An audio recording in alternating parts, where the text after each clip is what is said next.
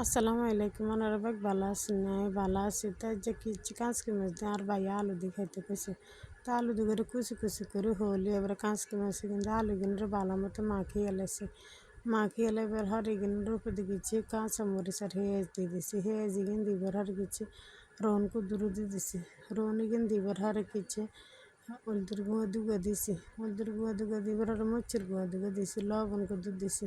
লবণ এখানে দিবার আর কিছু বালা তেল কুদুর দিয়ে দিছি বালা তেলে জাল জাল করে কাঁচকি মাছ রান্না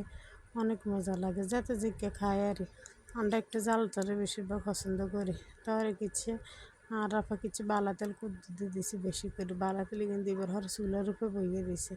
ছানি কুদুর দিই চুলার উপরে বই দিবার আর এখানে কি সুন্দর উতরে গেছে দেখছি না মাসাল্লাহ এখানে কালার কি সুন্দর হয়ে গেছে আর আপা কিছু উপরে দুনিয়াতে দুটো ছিটে দিয়ে দিছে রেখে কাঁচকি মাছ দিই আলু দিয়ে রাঁধি দেখবেন খাইতে অনেক মজা লাগবে। ওকে, আল্লাহ হাফেজ।